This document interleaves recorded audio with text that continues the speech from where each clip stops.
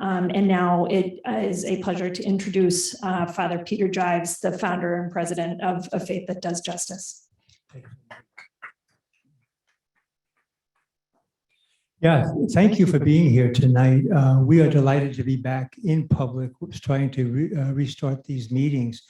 Just to give you an idea, we live in a different era, this COVID era. We've had about 50 people sign up for the meeting, generally about 50% show, and that seems to be about what we're getting tonight.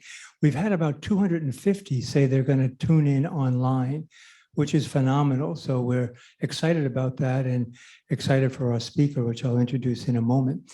A Faith That Does Justice really seeks to live faith in action and to really help people to walk with people in solidarity, people who are suffering, and at the same time to engage the issues that they're dealing with as a way of really living a deeper sense of what faith means.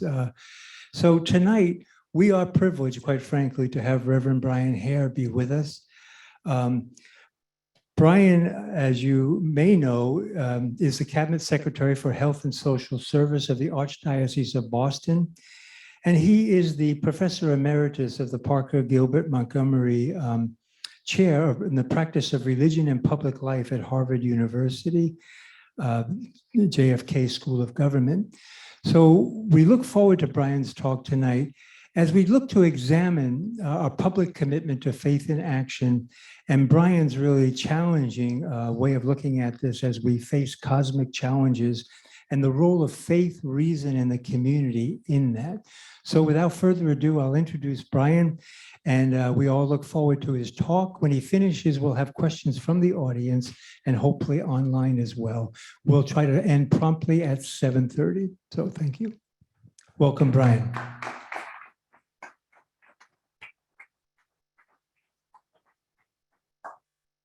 Thank you, Peter, and good evening to everyone who's here and all those who are virtually here. I got used to that last year. We taught Zoom all year at Harvard. I don't think I'll ever forget it for the rest of my life, but it was much tougher on the students than it was on me. But in any case, you do learn, as I found as I went through the year. So I'm delighted to be back with the Faith That Does Justice program. Delighted to be back with St. Cecilia's Parish. One of my oldest friends as a priest and closest friend was Michael Groden, who was pastor here. And John Ooney, I have known since his seminary days. So delighted to be here. Actually, I've always been impressed by Peter's community that he has built on Faith That Does Justice. And when he first came to Boston, he came to see me, and we have talked about it at various points. I usually am being asked by him for advice on speakers and themes or to participate in a panel. Then in July of this year, when September 30th seemed a long way away, he asked me to offer this workshop, a lecture and Q&A. And the tidy title was The Experience of COVID and How We All Have Gotten Through This in Faith and Where We Should Go From Here in Faith. If I had any sense, I would have told Peter that what he needed was a team, a research team to put together, followed by multiple panels. Unfortunately for me, and maybe for you, I didn't say that.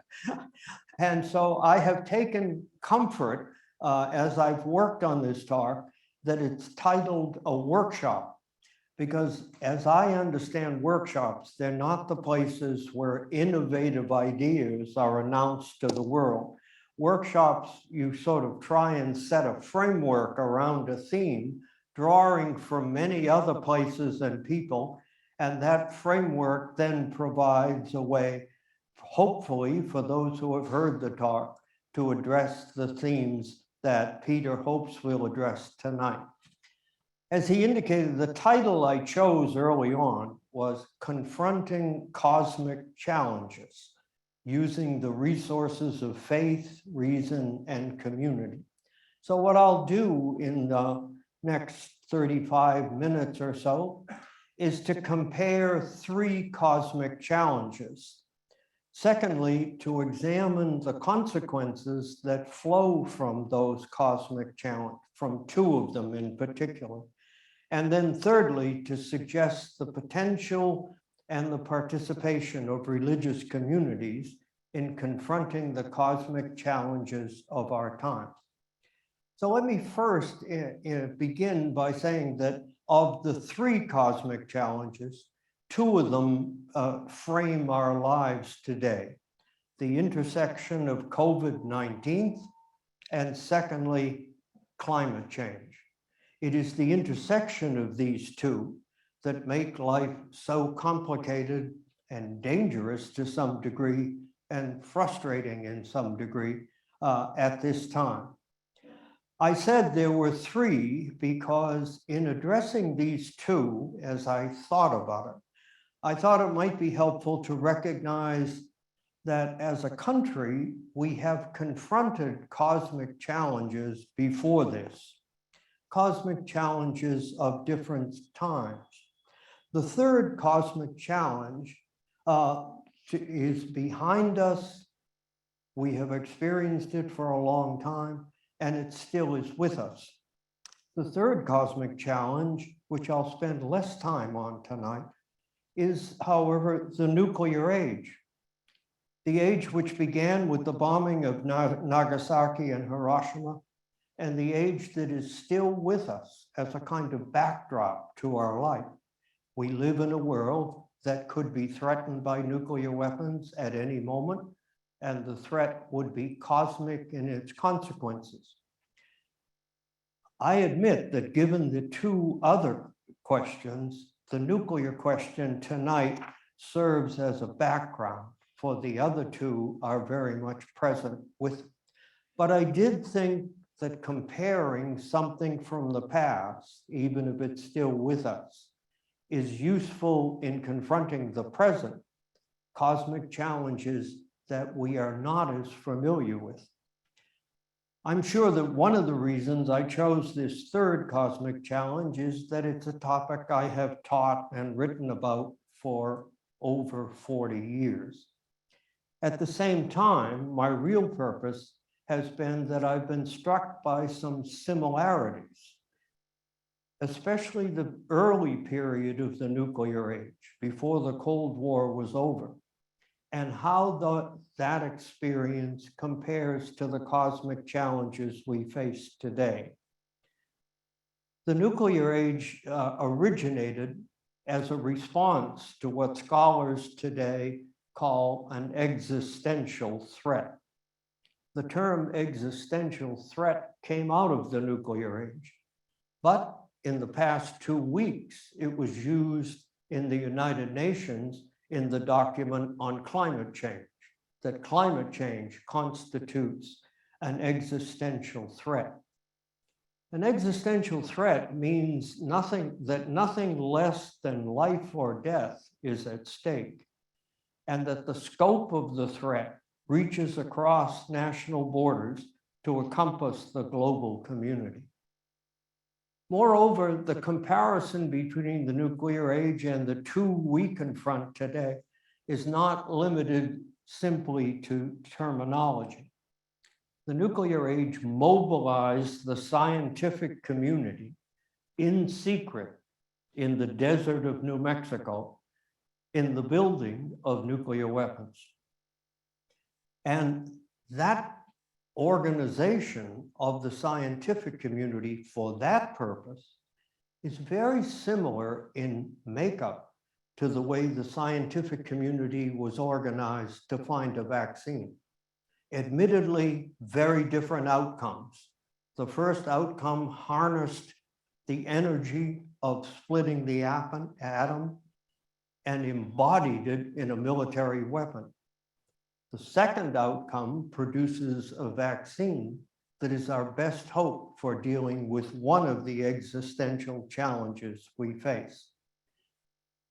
Thirdly, the nuclear age left us a legacy which we wish we didn't have.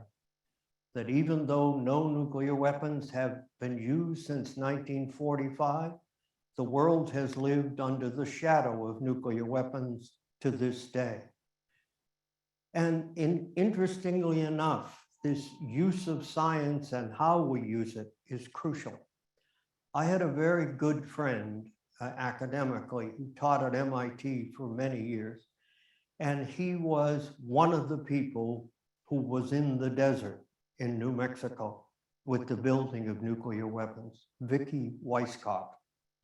On the 50th anniversary of the founding of the Manhattan Project in the desert, he was asked to give a reflection at a dinner that was meant to commemorate their work. And he said, as I think about the last 50 years, he said, I have a double reaction. He said, being drawn into that community of scientists, the best scientists in the world, working on what we saw at the time was an essential project, was an extraordinarily exciting and fulfilling task. But 50 years later, he said, I think we have created something that can threaten all of us, existential challenge. All of this simply points out a point that Pope Francis has made about how we address climate change. In his encyclical Laudato Si', his point is you have to be careful what the instruments are that you choose to deal with something like climate, because you can choose instruments that leave a legacy that you don't want. And so even as we're in imperative cooperation and collaboration to create vaccines and other addresses to the climate problem, we need to remember the legacy of the nuclear age, still with us 50 years later, still threatening us more than 50 years later. So turn to climate then, one of the two existential threats that face us. Climate change qualifies as a cosmic threat. It may be the dominant cosmic threat of this century. Of all that Pope Francis has said and done so far in the papacy, my judgment would be that his most lasting document would be the document he produced on climate change. Climate change qualifies as a cosmic threat because it is a threat to the planet as a whole, to its people, its politics, and to what Pope Francis calls our common home. In a globalized economy and an interdependent world, climate change can only be met by a coordinated policy, the kind of organized response that we saw in the Manhattan Project. Unlike nuclear weapons, however, which were principally controlled by two empires for so many years, and even now, 9 states out of 194, climate requires a kind of coordination among 190 independent sovereign states of very different technological and economic capacity. The nuclear age had a kind of fearful logic about it, defined by Washington and Moscow. Only a few people held the fate of the world in their hands. Climate coordinates 190 plus states who have to come to some agreement on what it means to, in Francis's words, care for the common home. Climate is to a great degree a humanly driven threat, just as we produced nuclear weapons in a major event. So we know we have, in a major way, produced the situation we are in with climate. We have helped create the threat, and how we will deal with it will determine greatly how successful a response can be made. Human, however, activity, again, in the nuclear age, a few people highly skilled. Dealing with climate, it runs from each person through our public and political life to the global community as a whole. We have to coordinate all of the human community if this is to be successful. Climate is not a military threat, but it is a lethal threat and potentially an existential threat over time. The climate threat can be measured over time in terms of its consequences. But again, it's a more complex assessment to assess climate's consequences than simply to say that a nuclear exchange lasting 15 minutes could wipe out millions and millions of people in 15 minutes. The response to climate is equally more complex, precisely because of the geographical scope of the climate threat and the interaction between individual sectors of an economy and a polity, and then individual states facing a common fear. While the nuclear age left us a legacy of danger, climate poses in more specific terms the very difficult question of intergenerational justice. How we leave, what we leave to those behind us. Now, to be sure, there was a dimension of that when we used to say one bad mistake and there was nothing else to leave. But intergenerational justice, which the Pope again mentioned in his encyclical, is a very complicated issue. And as difficult as arms control and disarmament have been over time, the challenge of responding to climate appears to me to be more daunting. It runs from the personal to the global, with every step between having its own significance. The task of coordination, consensus building, and allocation of what Pope Francis calls the ecological debt that we owe to the next generation. All of that is involved in climate. The other great existential threat that we face is COVID. COVID fulfills all the characteristics or qualifiers for a cosmic threat. The scope of its consequences, the speed of its transmission, and the finality of its results testify to the cosmic nature of the threat posed by COVID. After 18 months, it is responsible for 750,000 deaths in the United States and over 4 million deaths globally. Edward Young, essayist in Atlantic Magazine, opens his essay on science and COVID with the observation that in the fall of 2019, roughly now, October, in the fall of 2019, no one knew the disease that COVID existed.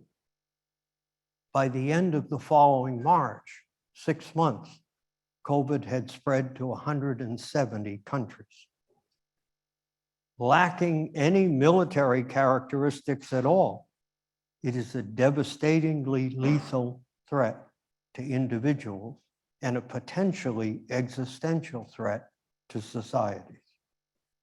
The time frame for addressing COVID is more stringent than the time frame that the nuclear age left us, or even that climate with all its complexities. We think of it in terms of decades of dealing with, but the cost of not dealing effectively with COVID is death immediately, uncontrolled. So to stress the speed of finding a response to COVID and the need that we have driven our scientists to produce, namely the vaccine, our best result so far. To stress that we've been successful is not to be naive about the historical moment in which we now still stand, as we are regularly reminded by the extensive obituary pages of our newspapers. Having read the Boston Globe for close to 70 years, I have no recollection of those pages looking the way they do today. So we are reminded daily of the cost of not being successful on COVID. We are still in the midst of a pandemic, excuse me, still in the midst of a pandemic in the wealthiest and most scientifically advanced country in the world. The global dimension, the sharing of the vaccine, is catastrophically small in terms of what needs to be done. The struggle to vaccine this society effectively, and the failure thus far to share effective vaccines with countries in the Southern Hemisphere, stands as testimony to how far we have yet to go. In the case of COVID, we cannot afford the time frame which was given to us in the nuclear age, or even in the struggle against climate change. Moreover, to stress the obvious, while it is clear that COVID has affected all of us in this country, and the consequences of the decisions early on not to effectively confront it, while COVID has affected all of us, we have not all equally been affected. The full range of these disparities of suffering will await later analysis, but already it is clear, and the consensually shared judgment is that, that some parts of our society have carried the burden of this pandemic. Three stand out: the African American community, secondly, communities of essential workers living in low-income areas, often home to large parts of the immigrant population of our Commonwealth and our country. And finally, the third group is women across economic classes have borne the burden uniquely. For all three of these communities, the observation of a staff writer, again at The Atlantic, is precise and vivid. It says this: politicians initially described COVID-19 as a great equalizer, but when states began realizing the demographic data, it was immediately clear that the disease was disproportionately infecting and killing people of color. These disparities are not biological. They stem from decades of discrimination and segregation that left minority communities in poor neighborhoods with low-paying jobs, more health problems, and less access to health care. For all three of these communities I have identified, the facts about these disparities in housing and healthcare, the struggles of many trying to live on minimum wage jobs, and the lack of access to childcare, all of this was known before COVID hit this country.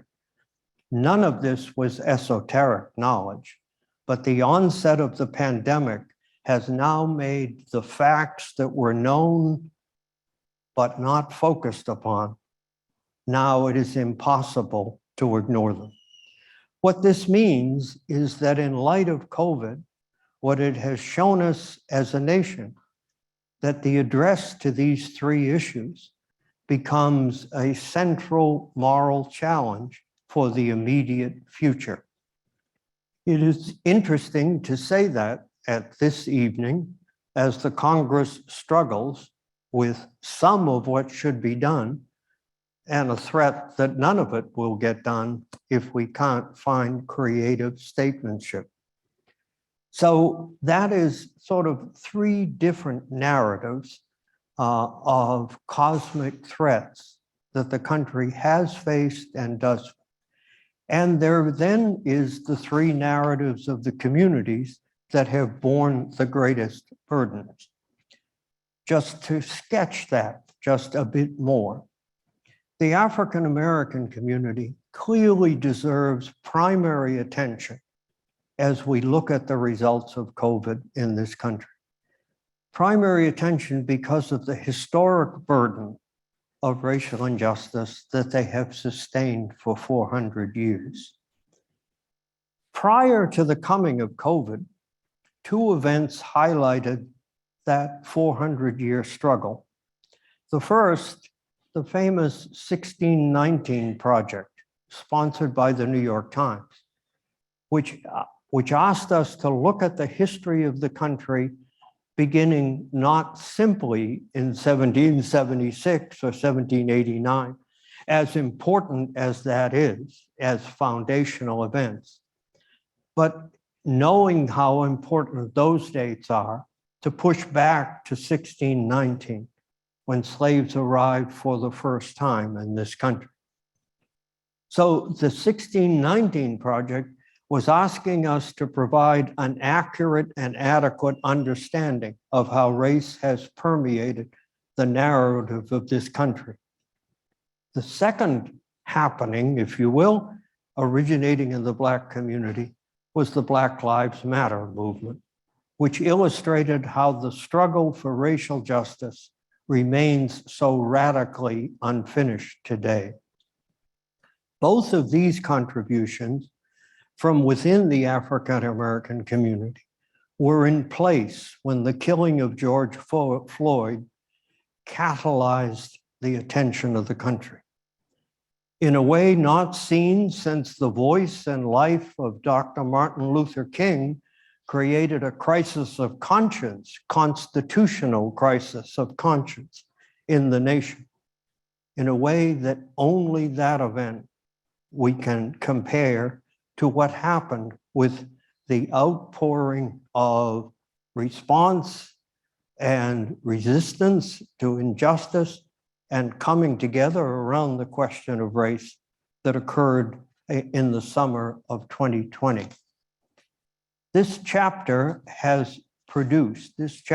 the African American community, the 1619 Project as an example, the memory of Martin Luther King and the Civil Rights Movement, and then what I always think of as the successor to the Civil Rights Movement, the summer of 2020. This chapter in the African American community has produced a uniquely powerful way of framing the unfinished agenda of racial justice. It is called today the reckoning. The term cuts powerfully through what is left to be done in the struggle for racial justice. The reckoning, the term is three-dimensional. A reckoning is moral. It's an assessment of what injustice is in a specific area of life. Secondly, the reckoning is legal. What kind of legal remedies are necessary to address the injustice? And thirdly, the reckoning must be political, for there will be no adequate legal and social response without a political response. As powerful as the civil rights struggle of the 1960s, 70s, and 80s was, the idea of reckoning, I think, builds upon it and goes beyond what was accomplished in those days.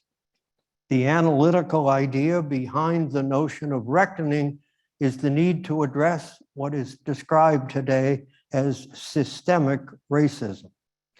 This idea, a conceptual idea, invites us to expand our conception of how racism marks human life from the personal level to a wider social level.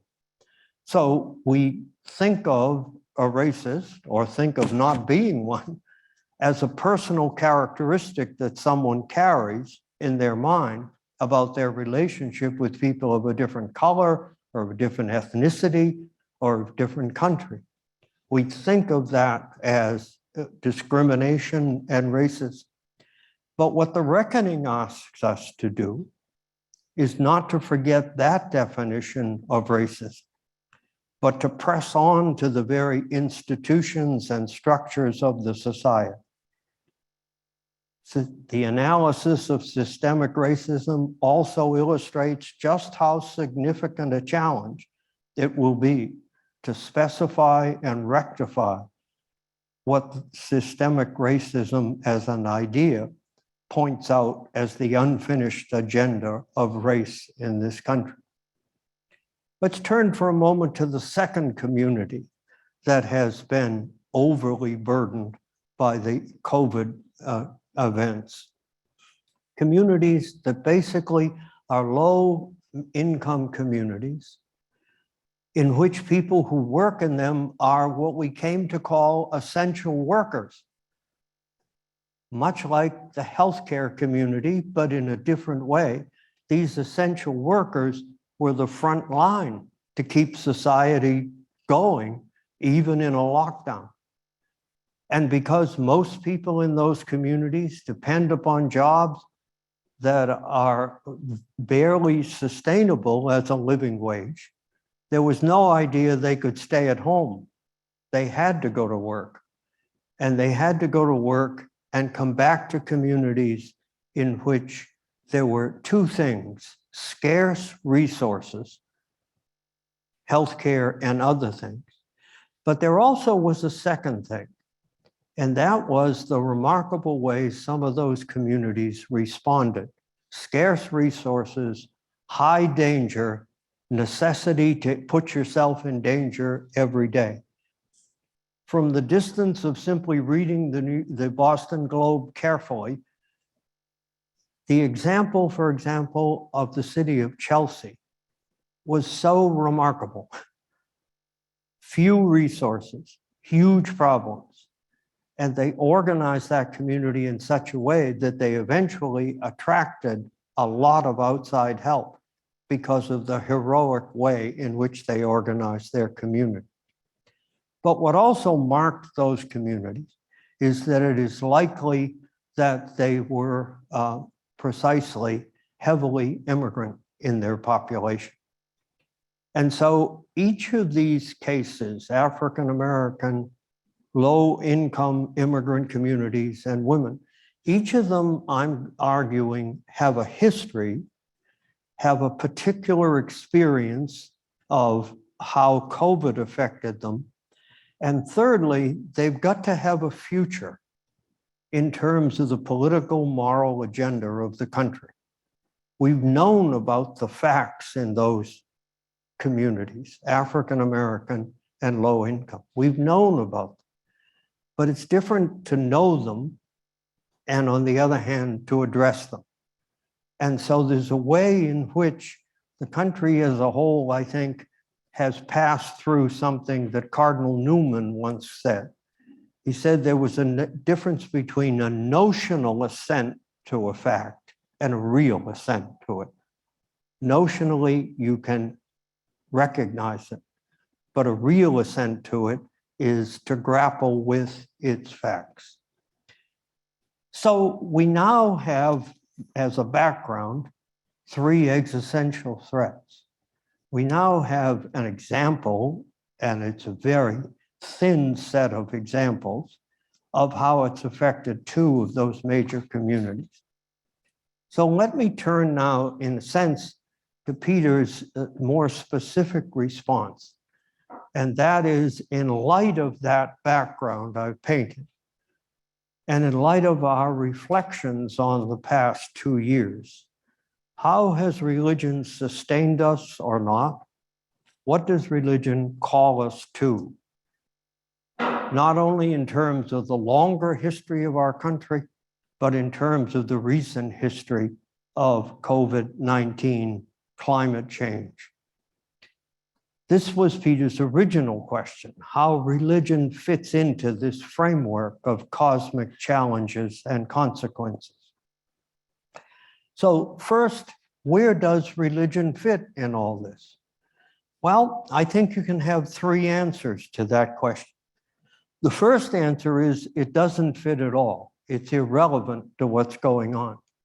Now, I say that because among the literature that I tried to consult to think through this topic, a topic I have never given in a talk like this before, I turned to more than one source, but one of the people who wrote one of the most compelling essays from one angle was a man named George Packer, who has written widely on American foreign policy and American policy generally. And Packer wrote a fascinating article in which he said, in light of all the suffering we've been through, we also ought to recognize, and he used a philosopher's reference, he said that there come to be plastic moments in history when things break open and you have a chance to really make a difference. And he goes on to talk about how you take advantage of plastic moments, the time to make a difference. What I noticed in a pretty dense article, not long, but dense, is he never once mentioned religion. So this fairly astute commentator in his assessment of what can make a difference simply leaves out religion. There's a second voice that says part of the reason we can't get things done is we're in a major cultural war. And by the way, religion is part of the reason we're in the cultural war. So once again, rather than saying it doesn't make any difference at all, there's an opinion that says it makes it worse because religion has contributed to the cultural. Well, I recognize both of those opinions, but I'm not prepared to say it is the only way you can describe where religion fits into the picture that I've painted. So how do we think about both the wider setting of our country, general characteristics, and the specific way in which religion could make a difference now? As a country, structurally, I think you can sketch an outline that says it's a religiously pluralistic society with a secular state, a market economy, an advanced science and technology community, and then a topic I haven't even touched tonight, it's a global power with responsibilities. So those characteristics are with us at all times. Religiously pluralistic societies are usually difficult to manage because you have within one society people whose deepest convictions in life don't agree with each other. They can agree with practical, technical questions, but not necessarily agree about the deepest question. So to manage a religiously pluralistic society, you've got to do two things. You've got to protect the right to religious freedom, including the right not to believe.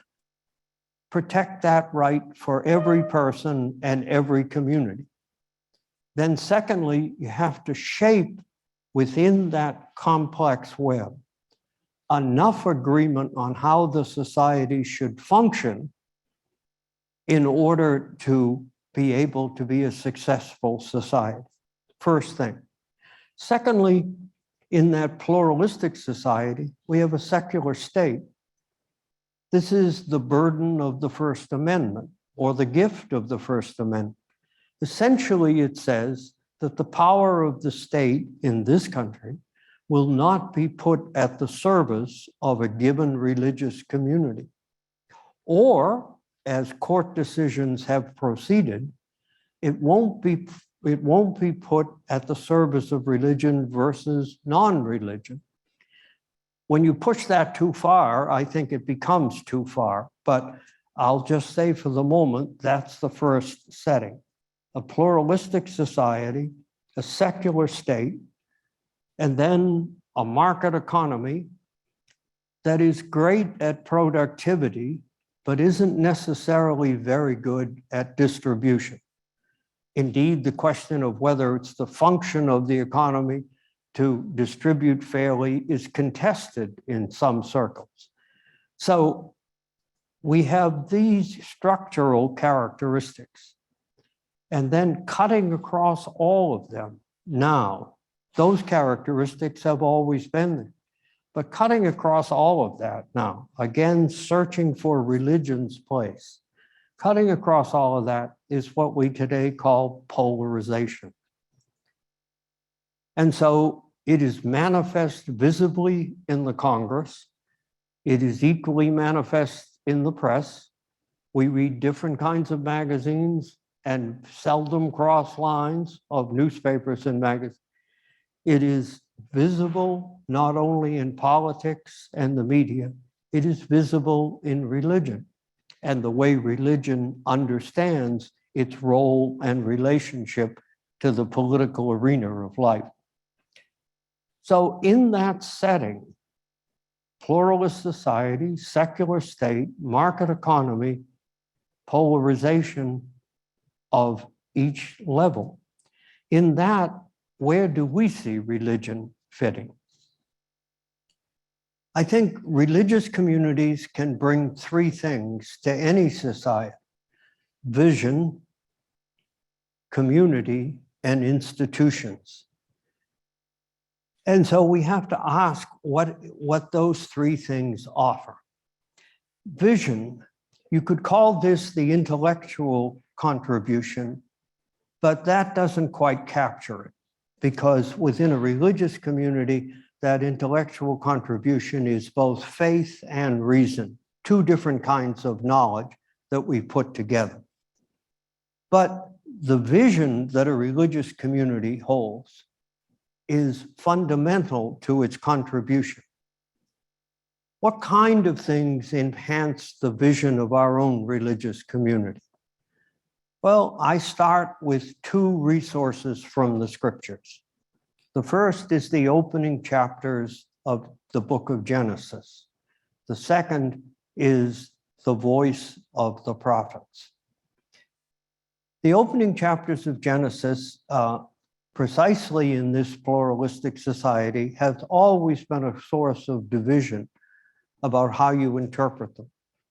My point is, you should never try to take the opening chapters of Genesis literally, but we should take them seriously.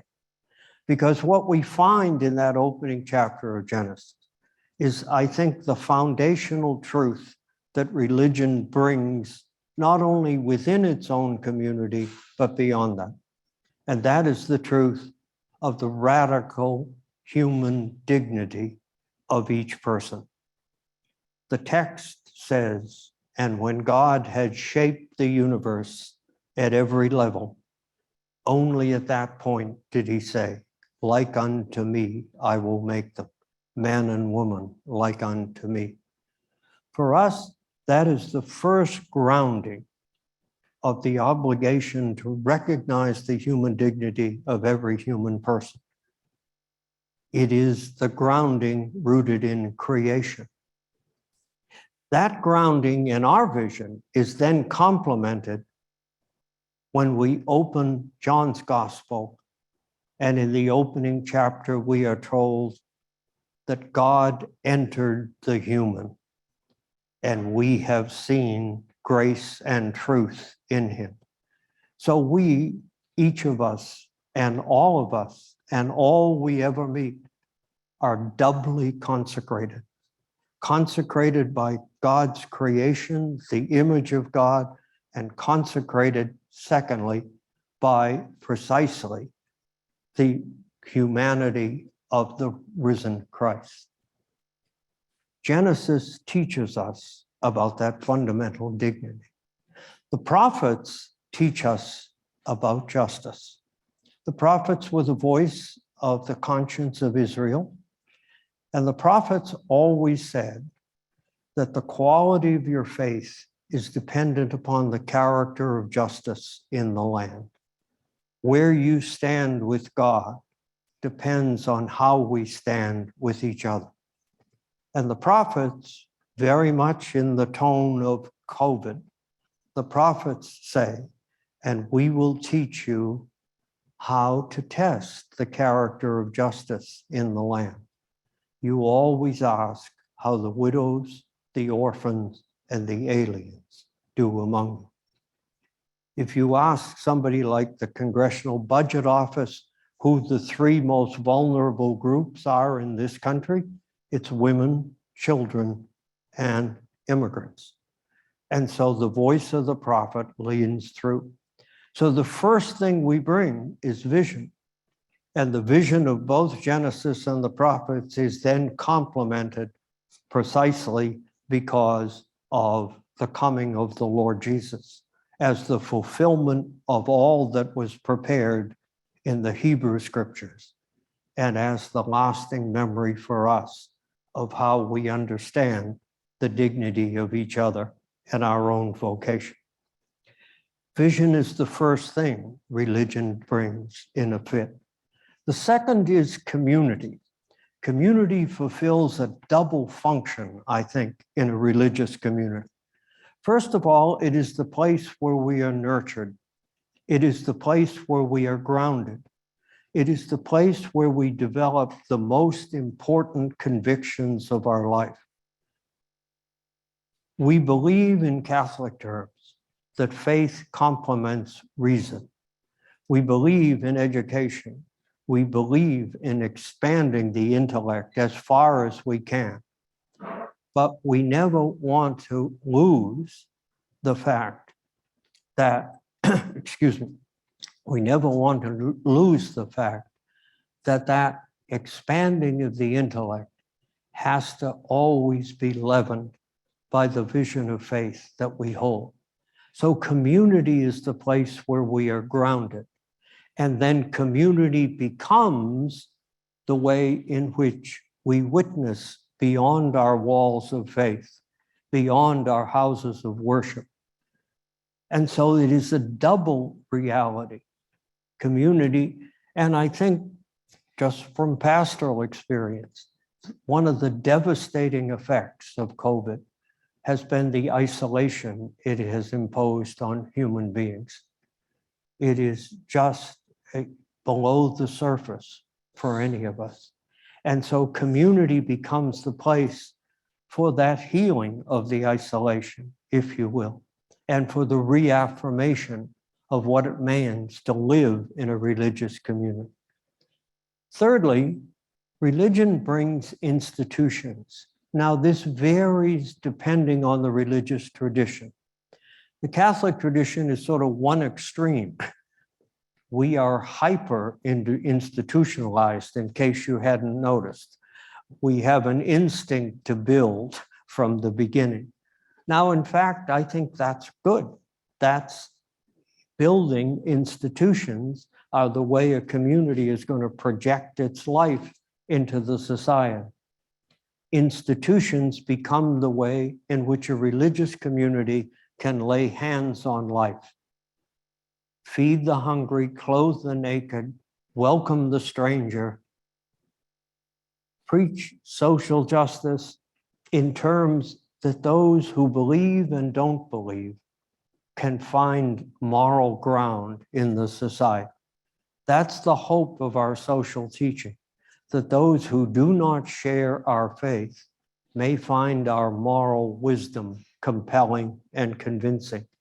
And therefore we can build bridges around the questions of race and poverty and conflict and polarization. So these are ways in which religion fits into this society. They also are the resources we have to both nourish ourselves, to have a vision of the future, and at the same time, to feel compelled to offer the best we have to offer to those most in need. And that can be many things. Curing the isolation that permeates this society is certainly a corporal work of mercy, as indeed is feeding the hungry and welcoming the stranger.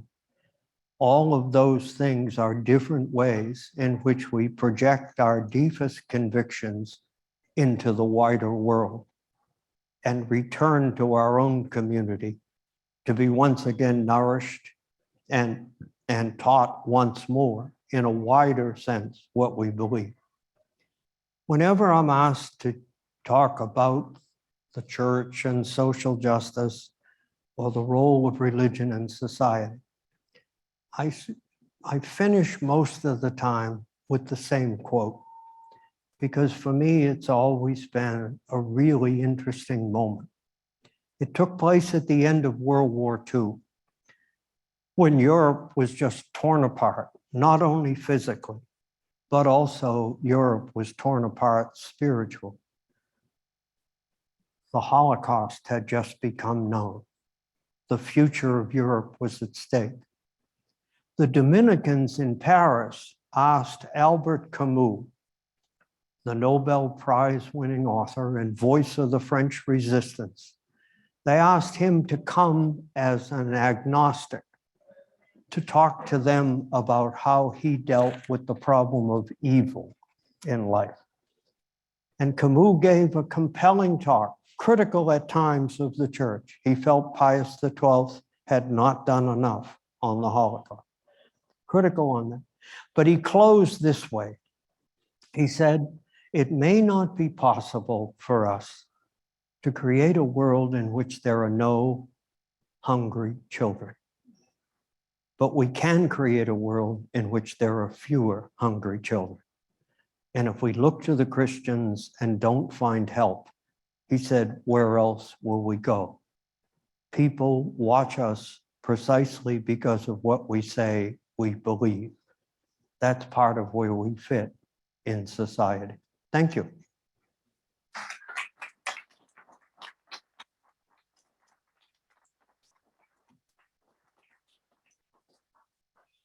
Well, thank you very much, Bryan. That was profound and gives us all something to think about. We'll take questions. If you have a question, I think Emily will come to you. If you raise your hand with a question, perhaps to get things started, I'll just ask, you talk about three catastrophes over society being the atomic bomb, and then our second one was the climate change, and then COVID. And in the first one with the atomic change, you talked about how there are just two nation states. There were very few people who controlled the fate of humankind.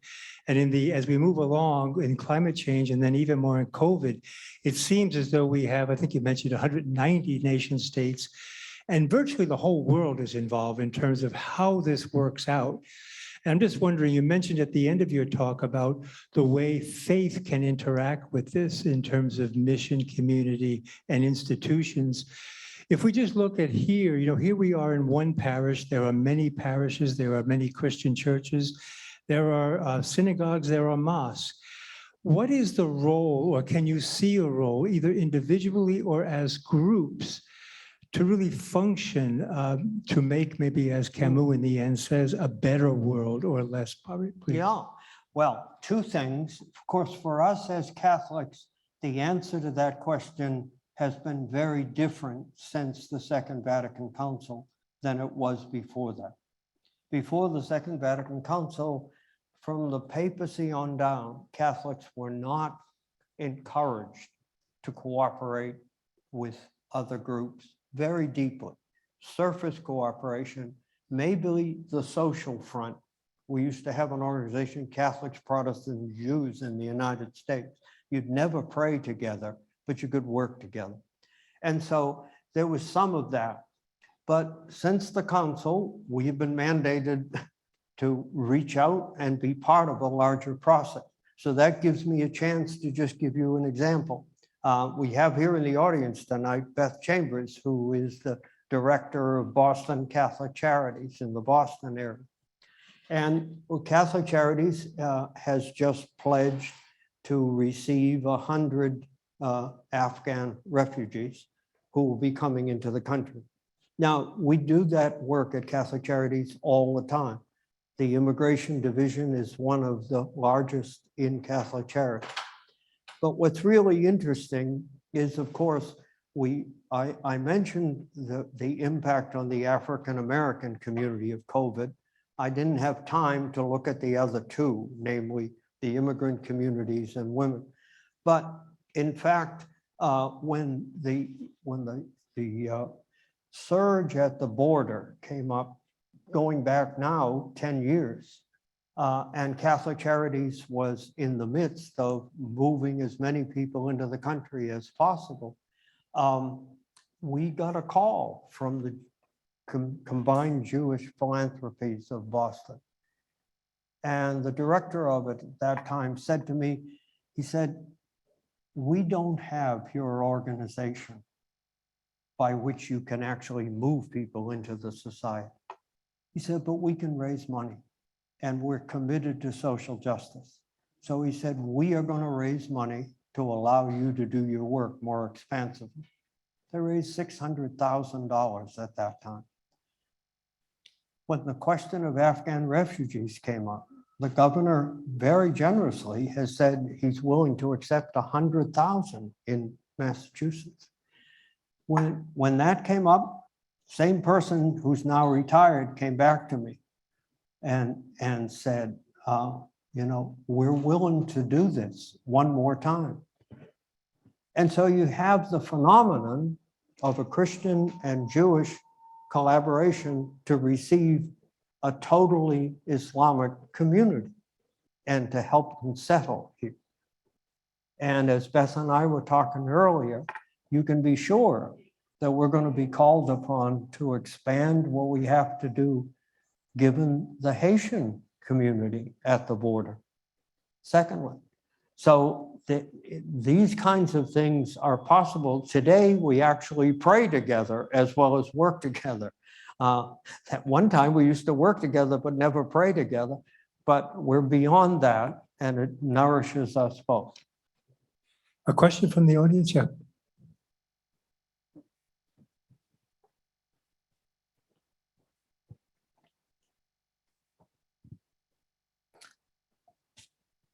That's good. That'll help me. Thank you so much. My name is Judith. My question is, you just mentioned 3 existential threats: COVID-19, nuclear age, and climate change. Poverty has been considered the biggest determinant of all racism, discrimination. How we can fit poverty as existential threat? How we can, my hearing is terrible. I'm Yes, sorry. poverty can be fit also as existential threat. How can we, I'm missing one word. I am sorry. This has to do with tonality. How do you see poverty as an existential threat, or how would? Oh, right. Yeah, sure.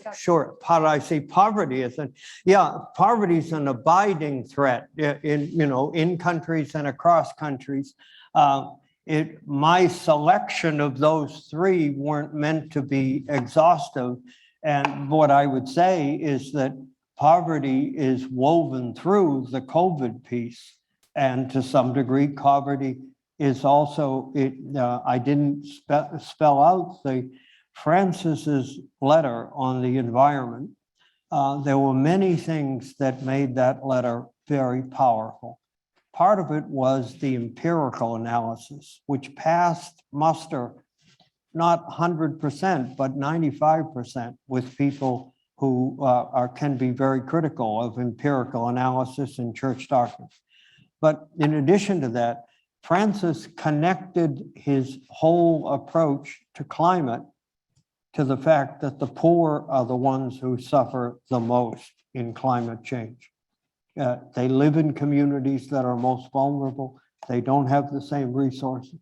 So poverty runs through the climate question.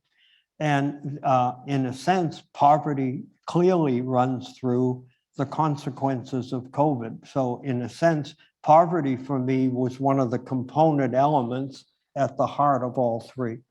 And thank you for helping me, because it isn't, I can't hear sound, but I really have trouble at times in a hall. You're not alone. Another question, anyone? Okay, but I'll just ask one final question then maybe. I was very taken by you talked about Genesis and the prophets as really revealing who we are, perhaps as Christian, perhaps as Jews. This idea that the human dignity is key to how we interact in the world, and from the prophetic voice really shows us who we are and how we treat other people, the widow, the orphan, the alien. My guess is that there's institutional responses, but what about a personal response? Any advice? I mean, I would imagine a lot of people here saying, "What can I personally do?" Well, a couple of things. First of all, I use the term human dignity because that term cuts across lines of belief and unbelief and different kinds of belief. We have a deeper term, actually, and that is we believe in the sacredness of the human person. And this is one of those places where there's internal community language and external community language. I taught for many years with a man for whom faith was just not intelligible, just not. He was brilliant, but he had a powerful moral vision. So for him, the dignity of the person made perfect sense.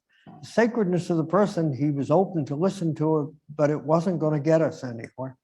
And so I think the term sacredness is richer, deeper, broader. But we need to distinguish where we use things. But in either case, we're talking about the same reality. And that is to say that what we believe by faith is that every human person is the clearest reflection of the presence of God that we will encounter in this life. And therefore, surrounding the person is a circle of sacredness. And human dignity becomes the foundation principle, because in contemporary philosophical and political dialogue, human dignity is the foundation from which you build your doctrine on human rights. And the way you build your doctrine on human rights then shapes the way you think of the role of the state, the role of other institutions in the society. And so it becomes the foundational principle, if you will. Very nice. A question. Here we go. Here you go. Sorry. Father, you mentioned polarization, and I think that's one of the biggest problems we're facing today. Polarization in society, in politics, and even in the church. And it seems like one of the biggest problems in polarization is we can't agree on the same set of facts. Yeah. So in a situation like this, when we're trying to address climate change and COVID-19 and poverty and other issues, what gives us hope that we can address these in such a polarized society? Well, I think the first thing is to do what you've just done. We just need to recognize the spot we're in. We're in trouble on this. We really are. Now, we've had polar differences in this society for a long time, but it's not at the level that this is. And so, it's like a health condition. If you don't recognize it first, you can't treat it. So we have to recognize it. We're going to be living with it.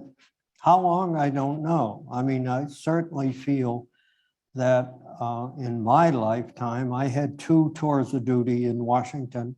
And between the first and the second, the change that had occurred in the way that city functioned was just incredible, just incredibly bad. Now, how do you break through? Well, of course, one of the values that we hold religiously, but others hold with equal tenacity, is truth. Senator Moynihan always had pithy phrases. He said, everybody's entitled to their own opinion, but not their own facts. And so part of the sort of valuing truth. Now, part of that is first a discipline of the church itself. have to be truthful about facts as we deal with them and use with them. One of the things that contributes to polarization are, these hot button issues, as they say. When you get onto a hot button issue, very often you're testing deep convictions in a number of people. And the instinct is to go for the jugular, using anything you can to convince someone.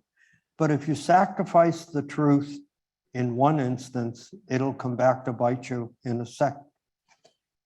So trying to be what I would call modest about our convictions, real about them, hold them tightly, but be modest in the way we try to share them with others. Now, again, you can be naive about that. If there are 35 people going to visit a senator's office on a given day, you don't want modesty to be your only characteristic. You want to try to convince him of something you really hold. So how you abide by the truth, maintain a posture of modesty about what you hold. And then thirdly, as a style of life, try to cultivate civility. In my view, civility is simply secular charity. It is the obligation of charity to which we are held, but it translates into civility in terms of the wider society. That is not a solution to the question you raised, because I don't have a solution, but I'm willing to work at it because it's very important. Okay, I will take a final question, then we'll end. This is an attempt to differentiate among the three Okay. elements, and that is, and the differentiation is based on time, if you will. So we believe that the pandemic one day will be behind us. COVID-19 will be behind us. Do we not? We believe. Well, I think all I know is what I read in the papers. That is to say, I listen to healthcare voices that say a virus just doesn't go away. And so what we're really dealing with is how you manage it. Now, in fact, that's what's happened to us on nuclear weapons. They haven't gone away either, but we've tried to manage them but we can hope one day they'd go away. But I'm told you better not plan on viruses going away. You have to figure out how you're going to manage them. Okay, so you're muddling my question, but thank you for that. That both of them. Okay, I mean, at least theoretically, we can get beyond COVID-19. Yeah, well, and you get beyond it by theoretically, we managing could get it. Yeah. beyond the nuclear problem. Yeah. We could do it. We could do away Right, with it. right. Okay, but the latest report that's come from the United Nations said the temperatures will continue to rise without equivocation, and the sea will continue to rise. No equivocation. Far as the eye, that will happen. I think that And that, I'm just putting it to you that differentiates the climate problem from the other two. Well, I want to get your response to that. I think it does that because there are predictions about what the future would be. But, to be honest, I've lived in a world where nuclear weapons have been all around me in terms of, and John F. Kennedy in the early 60s expected that by this time there'd be 20 nuclear weapons in the world, 20 nuclear countries in the world. Well, we've managed that. There are 9. It's not a great total success, but it's not 20. So it's a process of managing.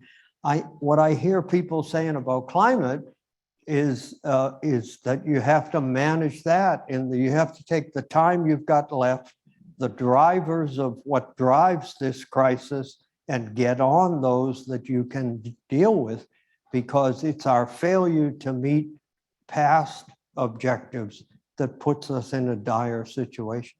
So but there's no doubt that climate poses a unique threat, not the only one we face, but a unique threat. Okay, in the interest of time, we'll end here. And if you have other has a question, perhaps Bryan would stay for a minute. You could ask that. But let me thank Bryan for what I think a provocative, a profound, really exposition of this idea of where are we in the midst of this COVID crisis. So we're very thankful to you and hope to have you back soon. Thank you very much.